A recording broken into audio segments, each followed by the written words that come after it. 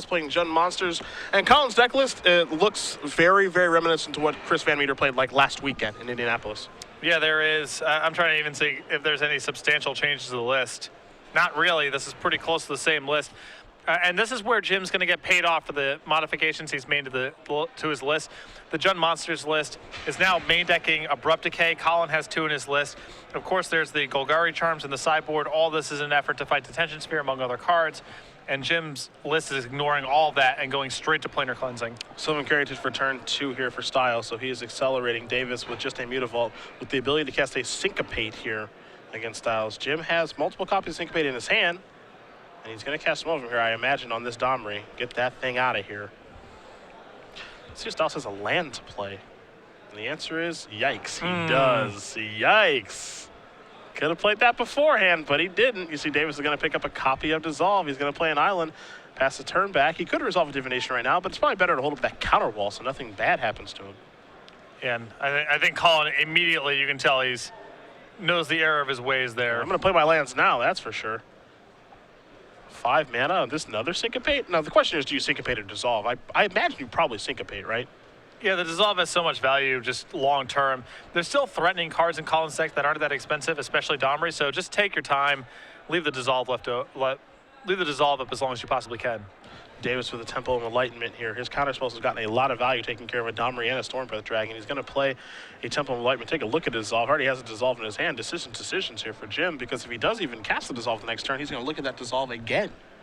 And I think another concern here is that Jim wants to get to the spot where he has 6 mana so he can Divination with Dissolve back up. So there's an argument for putting it in the bottom, but Dissolve is so good here with Collin running out of resources that Jim's just going to leave it in his hand. He says, I'm going to leave it. And that's exactly what he's going to do. There's a Temple of Malice. Stiles going to put the top card to the bottom. Let's see what he's got to play this turn. 2 mana. That's a Sylvan Caryatid. Davis doesn't care much about that. He's just going to pass the turn back here. So Jim's got to be happy with how things are going, because even though he didn't get to use Dissolve that turn, that's fine. I got this Dissolve for the next turn. And you can see he's in absolutely no rush here to do anything. See if he has any interest in countering this, maybe scrying a land to the top of his deck. Courser can provide a little bit of advantage. You have to imagine that last card in Stiles' hand doesn't really do very much. Yeah. As he would have cast it the last turn. A land or a removal spell, most likely. Dreadbore or Abrupt Decay, maybe even the Mizium Mortars. And this is one of those weird spots where Jim's playing this game trying to make sure that something doesn't resolve. There's going to be maybe a 1-turn window where something can happen to him. So in theory, he could let that Corsair Crewfix resolve and Supreme Verdict, but then his shields are down, and if something like Domri or Xenagos slips through, things could be problematic. So Jim's just going to play a really slow game here, make sure that nothing slips through the cracks, and eventually win with the leftovers. You saw Jim put the top card to the bottom. The top card was a Last Breath. Does not need that in this situation. His draw for the turn was a copy of Temple of Enlightenment. Now, as you mentioned, the turn that he wants to set up is Divination plus leave Dissolve up. And in theory, he could do that this turn if he does draw a land off of the Dissolve, but you don't really have to worry about that. You can just play the land and pass the turn back. Yeah. Again, Jim taking no chances with anything significant slipping through the cracks. Here's a Temple. Stiles going to leave that card on top. And his card in hand is a Dreadbore. That's the last card. And as you can take a look at Jim Davis's deck list, that card does not have very many targets. There are only 2 copies of Jace Architect of Thought, and then there are 2 copies of Elspeth. That's it. Divination going to draw Davis a couple of cards. He's going to play his land for the turn. That's a Mutavault. Going to pass the turn back. The goal here is pretty simple. Play lands, build to revs, win eventually. Yeah, and he's going to he's building to a rev for 5 next turn. Let's see what card he kept on top. It's a Domri, and that's not going to resolve. There's a Planar Cleansing that Davis is looking at. Interestingly enough, he may leave that card on top of his deck, but it's kind of interesting because the way that Jim is playing the game, it just seems like, oh, well, he didn't draw a Detention Sphere. He's just had counterspells for my stuff. Yeah, I think Jim wants to keep the Planar Cleansing, and he ultimately did there. It's just an incredible insurance policy, again, against Collin slipping something through the cracks. Davis has not played his land yet. Looks like he may play a Plains here. Again, he's got a Sphinx's Revelation in his hand. Doesn't look like he has much reason to cast a Jace, and he won't. He's just going to leave Rev up. Stiles going to draw a card here. It's a copy of Pool of Chronos, which we know Davis has multiple answers for, so doesn't care about that much at all. He can also set up a nice turn here of Rev for a bunch. On my turn, Verdict, play Jace. That's a beautiful turn as well.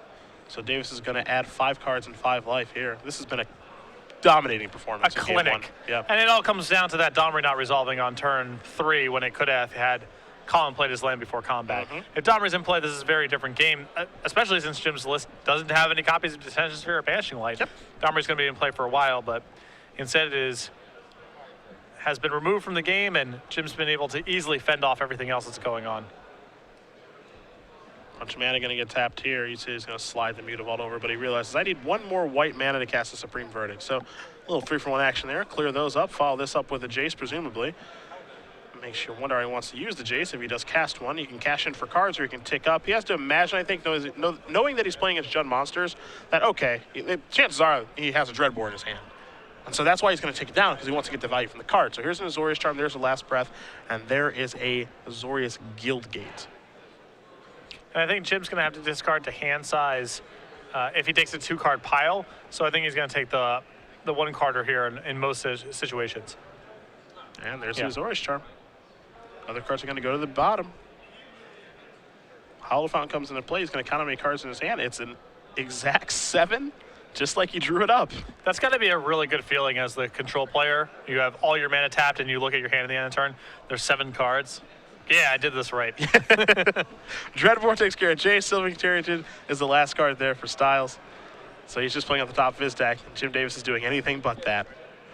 Ton of cards in his hand at the ready. Now he just needs to figure out the way to close out the game. Needs to find that copy of Aetherling or one of those 2 Elspeths and get this one over with. I think that once Collin commits a creature of note to the board, Jim is going to Supreme Verdict and then start winning with Mutavaults. I think the big thing here, there's Gorklan Rampage, right? We could argue that's the creature of note. Yeah, that's good enough. He doesn't want to sweep away just as Sylvan Caryatid. Here's a second Sphinx's Revelation. Oftentimes on the SCG live camera, people concede to that one. Yeah. I said 6 cards, I'm good. I'm good. I think the one thing here that's really important for Jim, because I think we can say that Jim has probably got this one locked up. It looks pretty good for me. Figure out how he wants to close it out. I think the big thing here is I don't think he wants to show the Planner Cleansing. Absolutely not. That's the big thing. Because that kind of gives things away a little bit about what Jim is up to, is there is your Supreme Verdict to take care of the Rampager and the Caryatid. And now does Jim have enough resources left over where he can start beating down with his Mutavaults? You see him slide him forward. Looks like he's ready to go. Going to play a land, going to fire it up. Being able to leave Dissolve open, too. Yeah, okay, buddy. Everything coming up, Jimmy D. And look at that hand. Now, I'm going to watch the discard here very carefully. You see the cleansing in the back. Yeah, not even. Will he discard that? I can't imagine he does. I mean, he's moving the Dissolves and the Rev up, so I imagine this is... These are the ones that are going to go. Divinations, Azorius Charms, and a land. Ugh. Yeah, I don't need any of these. He's got plenty of cards in his hand. And this is the kind of clinic he's been putting on all day. Stiles just has to draw and pass the turn back. Davis will take a draw. It's a copy of Elspeth. That's the card he's looking for to close this baby out. And he's got protection to do it in the form of Dissolve. Sun's Champion comes into play. Up to 5 we go. 3 soldier tokens plus an attack with the Mutavault's going to knock Stiles down to 12. It's funny, you can just watch Jim play. You can tell he's been testing with this deck for some time. Yeah. Well, it's so important with blue-white control to just be conscious of pace of play. Yep. Because you lose more to the clock than you're going to be losing to what your opponent's up to. Dave's going to fire Mutavault. He's going to come in here for 5. Looks like we're going to attack with that Mutavault as well. And he's picking up his pace play right now because even though we're working our way towards 40 minutes, the thought process here is I want to get this one over because, this is the easy one. Right. The next game's getting a little more hairy because my opponent's got sideboard cards that are high impact, so I got to be a little more careful, think my decisions through a little bit more. But game 1 right now, I'm pretty far ahead. Going to discard Revelation. Well, I don't need that. A good sign for Collin. Yeah, Jim says, I have a Dissolve. He kind of showed it to him really quickly there. And Stiles says, that's good enough for me. Picking up game number 1 is Jim Davis with blue-white control. And this is where it gets really interesting here. Is Collin going to be bringing in a variety of anti-detention sphere cards that Jim does not have in his list? Well, you see, he's going to reach, and I wouldn't be surprised to see those things at all. And you've got a sideboard in front of you. Those anti-detention sphere cards, they certainly exist. It's very close to CVM sideboard. 2 Golgari Charms, 3 Nylea's Disciple, 2 Mistcutter Hydra, 2 Rakdos Return, a Mizzing Mortars, 2 Putrefy, a Primeval Bounty, a Vraska the Unseen, and an Ultimate Price. You're going to see the Planeswalkers, the Mistcutter Hydras, the Rakdos Return, and I think potentially the Golgari Charms are going to be coming in here as well. Now, there still has the regeneration clause. Yep. It's not 100% dead. It can come up in weird scenarios involving Jim having Elspeth in play, but it's not going to be a very good tool here. And if Collin's leaning too heavily on these Abrupt Decays and Golgari Charms and draws too many of them, Jim might just walk through game 2 as well. As far as Jim's sideboard is concerned, 2 Dispel, 2 Negate, a Gainsay, 2 Archangel of Thune, 2 Celestial Flare, a Reprisal, a Jace Memory Adept, a Deicide, a Last Breath, and 2 copies of Renounce the Guilds. I actually like Renounce in this matchup quite a bit because Domri is such a problem, especially when you don't have Detention Sphere or Banishing Light. And that's another big upside for playing the list without Detention Sphere. Back when we were playing, testing for the Block Constructed Pro Tour, Ben Lundquist, who wasn't working with us but was in the office with us and talked about decks, he really wanted to play Renounce the Guilds and not Detention Sphere. And in theory, you can play both of them together. You get some awkwardness or whatever, but it's not the end of the world to play them together. But Jim gets to just incorporate this card very easily. And fighting cards like Domri, Xenagos, other threats that these decks bring to the table, it's really an excellent removal spell that's really underplayed in Standard because the deck that can most easily incorporate this is a deck like Blue-White Control, but Detention Sphere makes it prohibitive. You gotta like Reprisal as well, just because it can take care of Lucanos and Gore-Clan Rampager. It's not the best because it can't take care of Stormbreath Dragon, but I still think it's good. And it is just a one of. The 2 copies of Celestial Flare are gonna certainly come in here. Don't think we're gonna see Archangel of Thune. Don't think we're gonna see Jace Memory Adept either. Then you've got those 2 Negates, those 2 Dispels, and a Gainsay. I could certainly see Negate coming in after sideboard. A lot of targets. I think that Jim's plan in the matchup is to strand Collin with as many dead cards as possible and win arbitrarily. Even though it's likely Archangel is good to go, there's some chance Collin has some amount of creature removal in his list, and we know that he's going to have some dread boards regardless. So I think Jim's going to stay away from that most likely and just be a pure board control deck. He'll have his Aetherlings, his Planeswalkers, and he can win the game almost arbitrarily once he exhausts Collin of resources and gluts Collin with dead cards. Looks like the players are finished sideboarding here. They're going to shuffle for game number 2, so we will take a look here. We will take a look here at Acorn Mystic. Now, we talked about this quite a bit. Reason being is because it's coming out next week. You know it's June 13th next week? That's pretty crazy. It's kind of frightening. Happened fast. Like, don't get me wrong. I've been having a blast all year long, traveling around with you and dealing with you. And you buy Dealing with me? Well, you buy me bear claws when I'm on a diet, so that would be dealing with you. That's because what a friend is someone who enables the behavior you want to do but will not for some reason. That's what friendship is. Anyhow, these things are going to be sweet. Yep. They're available next week. Yeah. And I recommend checking it out. 2 copies you get anytime you enter a Legacy Open Series event. So that's pretty sweet. We have different definitions of friendship. Playmat, deck, box, dice bag, sleeves, all of that good stuff available starting next weekend, June 13th, at the Season 2 Invitational in Columbus. Hopefully you guys can come out to that because it's going to be a lot of fun.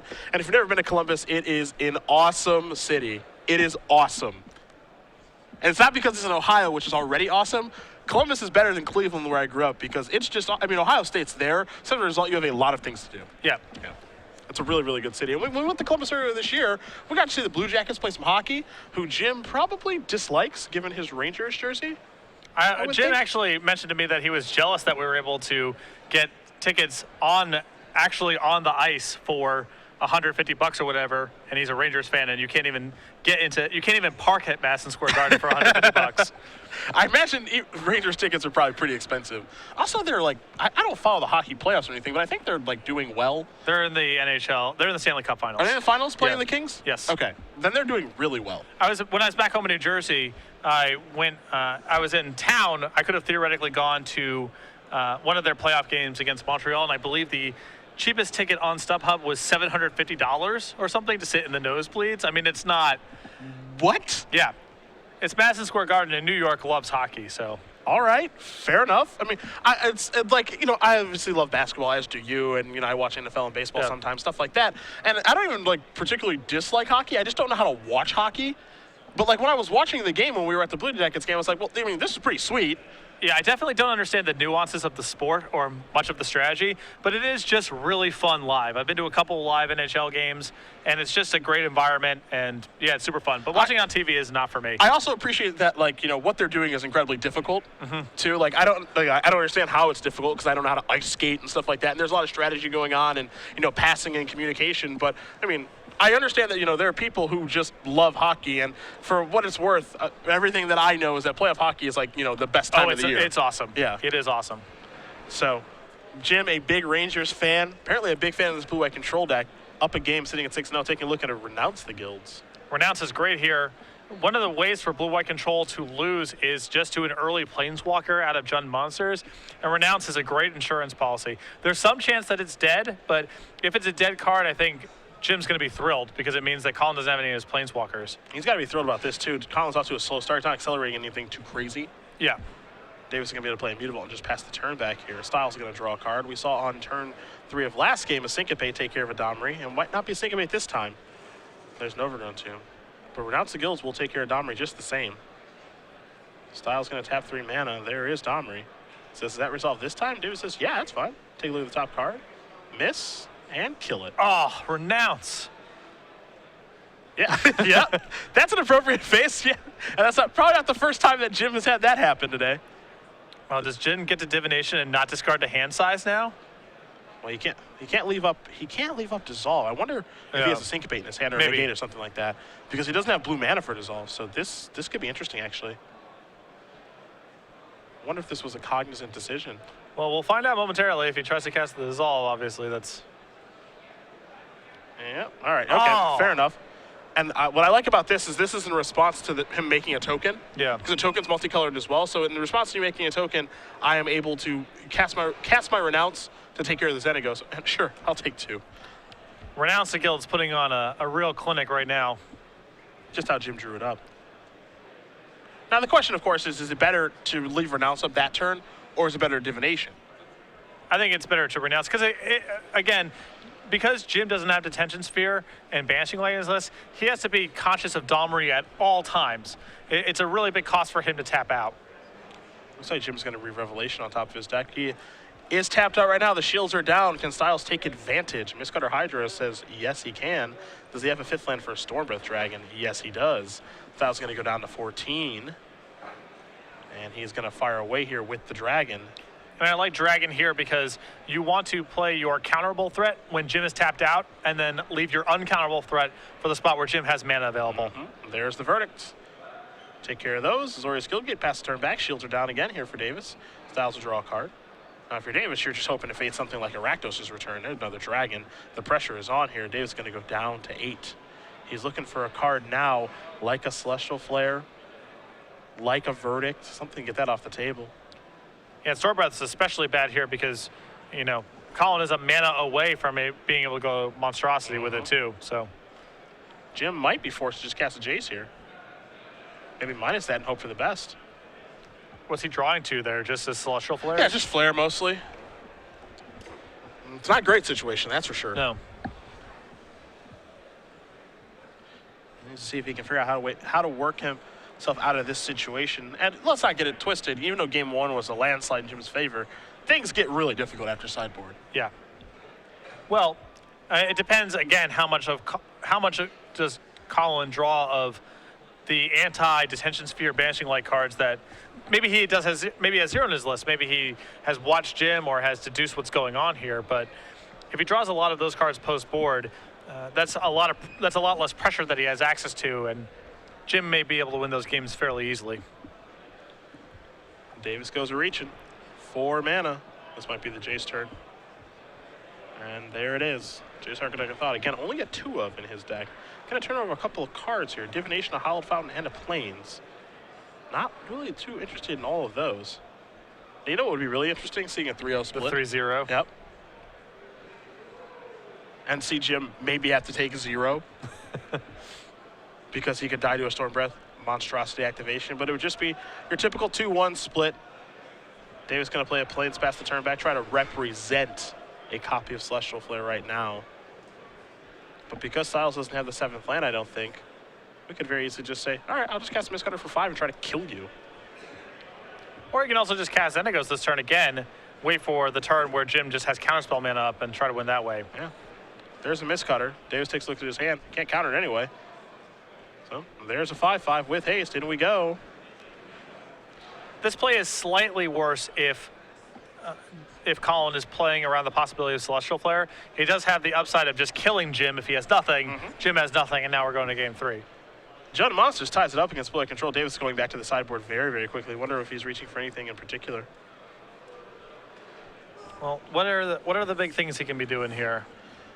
I couldn't I'm kind of watching him in the corner right now to see if he brings anything in or out. I think he's just consulting his deck right now. You know, he has cards out of his deck right now like Azorius Charm and stuff like that, things that just aren't really all that important. I feel like he has like, you know, a copy or two of that card in, but it's not very important in this matchup. Again, sideboard, 2 Dispel, 2 Negate, a Gainsay, 2 Archangel of Thune, 2 Celestial Flare, a Reprisal, a Jace Memory Adept, a Deicide, a Last Breath, and 2 copies of Renounce Skills. I don't think too much changes, and it doesn't look like he changed anything. So just checking and making sure. To me, this matchup always feels about what kind of follow-up does the Jund Monsters player have when the blue-white control player taps out for Supreme Verdict. If there's some really awesome follow-up, the blue-white control player often just doesn't have the time and energy and resources to wade through everything. If you get Supreme Verdict and there's not much of a follow-up and the blue-white player gets on tap, that's all the game comes down to. And that game, Collin had a Storm Breath to follow up with, Mistcutter Hydra left over, more than enough resources to work with. One thing I actually kind of overlooked about Reprisal, I was mentioning how it takes care of Gorkland, Rampager, and Pulachronos. Cards aren't all that big of a deal in the matchup. It can't take care of Stormbreath Dragon. It can take care of Mistcutter Hydra. Yeah, that's a big deal. So that actually matters quite a bit, I think. I mean, Mistcutter Hydra is a card that I commonly see blue-white control lose to in positions where it has... There's a game that blue-white control loses where it either misses land drops or something weird happens. And all the other games it seems to win. Is kind of how it breaks down. And Mistcutter Hydra is one of the cards that can make something weird happen, where you actually have resources, you have ways to defend yourself, but they just don't line up the right way. Well, things certainly lined up perfectly for Jim game 1. Yeah. Able to use all of his mana, never having to discard even though he revved multiple times. Things lined up beautifully for him. Then, they didn't line up so great in game number 2. Collin able to take that one down. We'll see how things line up for game number 3. And with no mana accelerator, too. It was just, here's a threat, here's a threat, here's a threat. Eventually ran Jim out. I still like his deck. Win or lose, I still like it. And I think that, again, this is just like kind of the first take. I think it's going to evolve more. I'm really interested to see how the evolution takes place. You know, a card I expected to see in this deck was a card like Fated Retribution. Maybe it's one of or something like that. Can catch people off guard, but it wasn't there. Maybe he wants more counter magic. You see the removal of like 2 Last Breath. There's 1 Deicide. You know, I love the 4 Divinations. The counter spells of 4 Dissolve and 2 Syncopates in the main deck. You know, maybe you shift those numbers around a little bit. Who knows? But I like a lot of what I see here. I just like the idea behind it and the fact that someone's actually finally trying it.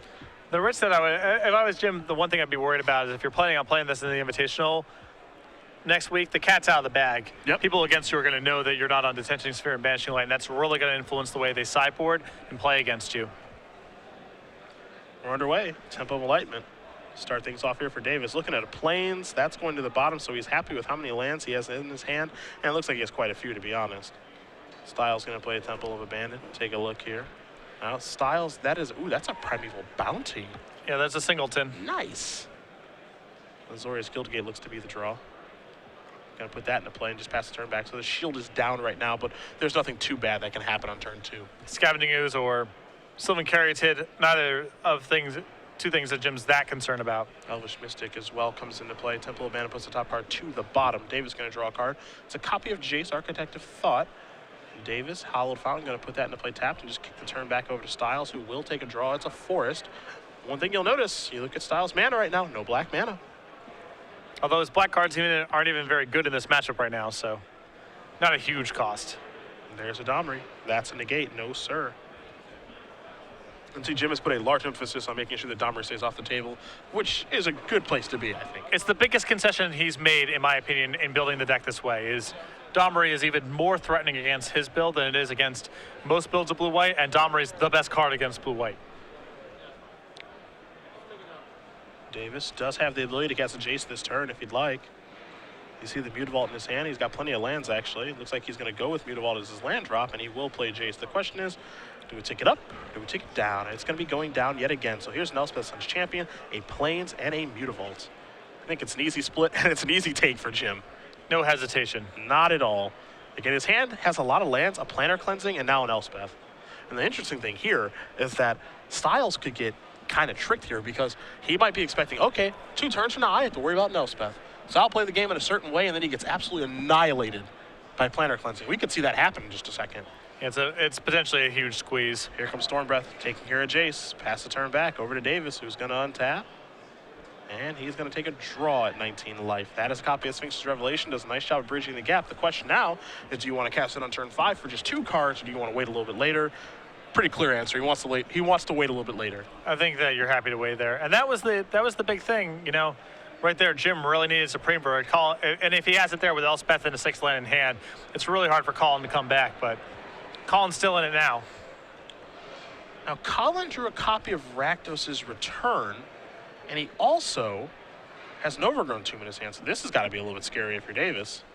And he might, in fact, just test spell here with Primeval Bounty. Now there's a flare. Yeah, we could see the test spell be Primeval Bounty. That's a little bit interesting. Takes 2. He might just find this feels like a Rakdos Return to me. Yeah, and that's going to hit for all 4 cards. And that is a big hit because there goes the Rev, there goes the Elspeth, there goes everything for Davis. Jeez. It's all his best cards. Yeah. And now he's got to top deck his way out of this. Take a draw, Will Davis. It's just a land. It's a Scry land. That's a good start. That's a Revelation that I think he kept on top. All right. That's the best start that Jim can have here. Yeah. Now the question, does he want to fire in with a Mutavault or not? Try to get 2 points of damage or defend himself from 1? I think at this point, your life total actually matters more than your opponent's life total. So going from 15 to 14 doesn't seem like that big of a deal, but I think I'd rather stay at 15 instead of putting my opponent down to 16. I think that I would have attacked there because what if Collin starts the turn by attack you with Elvish Mystic, there's almost no way Jim can block because he needs his mana to rev for enough to get back in the game. Sure. And the 2 points of damage could matter. Primeval Bounty in the house. Whenever you cast a creature spell, put a 3/3 beast into play. Whenever you cast a non-creature spell, put 3+1/+1 counters on target creature you control. I'm talking to you, Elvish Mystic. And when you play a land, you gain 3 life. What Jim's going to do right now is he's going to draw 3 cards. The reason for that is because he has not found a land for this turn yet. So he might be able to find a land drop, might be able to find another Temple of Enlightenment and chain together another set of Revelations. And that's what he needs to do to get back into this. And there is a land. And Divination and Jace are the other 2 cards in his hand. Now he's hoping he doesn't get hit by another Rakdos Return here. Now he's going to attack just for 1 from Stiles. So Davis is going to go down to 17. Again, Stiles does have a creature to play. It's a copy of Courser of Krufix. Trigger the bounty. 3/3 on the way, and now this is a situation where Planar Cleansing is completely absurd. Yeah, this is the big payout right now. Verdict would just be okay. You see Polakranos, the top card. Overgrown Tomb, going to gain 3 life. But this is where Planar Cleansing is awesome. Davis going to untap, take a draw here. Even Aetherling is capable of still stealing this game. So Jim is not out of it by a stretch. Let's see where Jim wants to start. Do you start with Divination or you start with Jace? Looks like the answer is you start with Jace. I think he's deciding where he wants to begin. Is there one place better or worse to start here? I would probably spend with the thing that costs the most mana. It's possible that he Jaces into Jace plus X and then can Jace again, leaving Divination still left in his hand for next turn. Now, we can't see those 3 cards great, but I can see one of them. And I've got that Sniper's Eye. One of them is a Planar Cleansing. And that one's going by itself. Yeah. Oh, okay. Boy, that's a tough decision. I don't know. I think you can take Planar Cleansing here. You still have the Divination left over to draw cards with, yeah. It's not like he needs that Revelation here. He gets to look at more cards with this Divination, so. All right, 2 cards coming. 1, Azorius Charm. 2, Azorius Guildgate has not played a land yet this turn, so there's your Guildgate. There's your passing of the turn. Now, the argument for doing things in the other order is that Jim would have been more informed about what pile he was supposed to take had he Divination first. Sure. Imagine you Divination into Planar Cleansing and then flip over those 3 cards, then you get to take Sphinx's Revelation. Yep, that's true. Top card's a Blood Crypt here for Stiles. So now you see Stiles' board. Stiles gets to do some attacking here. He'll take care of Jace, with the Courser. You can deal some damage here. Put Davis down to 13. Can't play Polakranos now because he knows that there's a Planar Cleansing, on the horizon. What did Jim draw this turn? Supreme Verdict. Well, maybe you just cast that. Maybe you cast that instead of the Planar Cleansing at this point? Or are you more concerned about casting the 6 mana spell because 6 mana is much more than 4? Yeah, I like just casting Planar Cleansing here, I think. Now imagine there's no Planar Cleansings in this deck. We're looking at a completely different game. Planar Cleansing is going to turn this game around in a big way. Yep. And there that is. It's going to clean up everything. You can take that Primeval Bounty with you, too. That does not stay. Davis is going to play a Plains. He'll pass the turn back. There you do see Planar Cleansing. M14 rare that a lot of people have been talking about. A lot of people wanting to play, but no one's pulled the trigger on it. And Jim Davis has this weekend. I remember how bad this game was looking just a few turns ago. Yes. Jim lost everything to the Rakdos return, and Collin had more gas left over. Now we're in a spot where it feels, if anything, like Jim's favored from here. Jim is deciding if he wants to cycle Azorius Charm or hold it to time one that Pulachronos. I think that's a really interesting decision. He's got that Supreme Verdict. Do you cycle to maybe get a new card, maybe find a Rev? Or do you just wait? I think you can afford to wait one shot because your draw step may inform what you want to do with the Azorius Charm. And Jim's kind of drawing the same conclusion. Let's see what he finds. Just an island. Right now, his best draw is Sphinx of Revelation, but keep in mind, 2 in the graveyard, 1 on the bottom of the deck. Gonna play an island. And no elixir in his list either. Nope. I think right here is where he's hoping, all right, Collin, draw a land or a spell that doesn't matter, like that Golgari Charm. And come on into the red zone, maybe pump up the jam on that Pulachronos, perhaps. I think that's what he's hoping for. There's Azorius Charm, gonna put that on top. Well, the Golgari Charm might end up mattering if Jim eventually has a Supreme Verdict. It could matter down the road, yeah. For sure. Here's a Temple of Enlightenment, top card. Jim is stuck. Top card, Elspeth. Not shabby. Not too bad at all. Davis. Can certainly fire in with Mutavault now if he'd like. Looks like he will. Put you down at 27. Give him a taste. And he knows what's coming. It's copy of Pulachronos. That's going to come directly into play. And that Blood Crypt should be untapped to start the turn. So we will mention that as he's paid 1 too many. He never actually officially untapped the Blood Crypt. Right. That's part of your turn, so I want to make sure that we do get that correct. Not a huge deal regardless, No, of course but not. just better to keep things accurate. Yeah. Well, it'll be up to the table judge's discretion on that, but never did actually untap the land for the turn. So you can make the argument that he just was floating mana or whatever. So either way, things are kosher, good to go. I imagine that Jim leads with the verdict here. Yeah. Because he's pretty happy to get this Golgari Charm out of here because now he gets to go Elspeth minus. Kill your guy. Yeah. Yeah. And hope for the best on the next turn. Because he can't plus Elspeth because Collin can just fight the tokens and kill Elspeth. Yep. So now you drop Elspeth down. You minus it, presumably. Yeah. To kill that thing. And now you just hope your opponent doesn't top deck on you for a turn and start working your way towards letting Elspeth take over the game. You see Jim, you see the look. Yeah. Please don't die. Oh, God. Storm Breath Dragon comes and takes down the Elspeth. Davis has got some work to do now. Let's see what the draw is. It looks like it's just a land, perhaps. I guess it could have technically been worse. It could have been Mistcutter Hydra. It can always be worse. Well, not by much. Actually, I think Jim might be looking at a flare. Huh. I think Jim is now deciding, all right, do I want to attack with Mutavault or no? The answer is no, because of a card like Mistcutter Hydra. Oh, my goodness. Oh, my goodness. Storm Breath Dragon number 2. Davis is going to take a bunch. Takes 8, goes down to 5. Take a draw. A Mutavault and an island, and that is going to do it. Collin Stiles with some timely top decks defeats Jim Davis 2-1. The first blemish on the record for Planar Cleansing Control. And Jim did a great job of navigating the game to that space, but that is part of the upside of playing Jund Monsters. There's a lot of haymakers to draw from that spot. Storm Breath, of course, being the most notable one, and back-to-back Dragons able to get the job done. 7-0 for Jund Monsters. Davis 6-1 now with his blue-white control deck. Hopefully now we'll have a few minutes to sit down with him in the sideboard with Andrew Schraub. Maybe get a deck tech about this deck. And stuff lost to take, obviously, where you're fighting your way, you're clawing back into the game. There's nothing that he did there that I really disagree with. I think he played the game beautifully. Just a timely top deck, but that's magic, as they say. It's one draw step, and in that spot, even Domri is probably not good enough to get back in the game. Yep. Has to be, I would imagine, Xenagos or a haste creature. And Xenagos effectively being a haste creature in that Yeah. spot. So Collin does have a fair number of draws there, and Rakdos return is really bad for Jim too. So it's not like those are the only draws in the deck are those Stormbreath Dragons, but still had to be pretty much that turn. Yeah, and I mean, let's not forget too that Jim was able to claw his way back into that game after Rakdos returned Resolve, clearing out the hand. Yeah. You know, that was the pretty impressive part there. He was able to find a Revelation, work his way back into the game. But at the end of the day, a Stormbreath Dragon does what Stormbreath Dragon does. Ends the game. Steals games against control decks. Yeah, so